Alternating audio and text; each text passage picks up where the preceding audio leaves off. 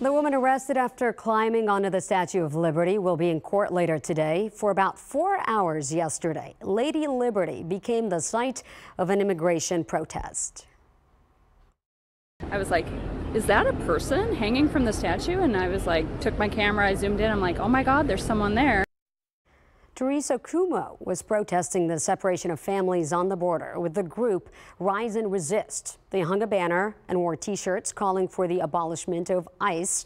But Cuomo separated from the group and scaled the base of the statue. 4,500 people were then evacuated from Liberty Island with police while police spoke with her. After about 4 hours, they were able to get to Cuomo and attach a harness to help her down. She now faces charges of trespassing, interference with national park regulations, and disorderly conduct.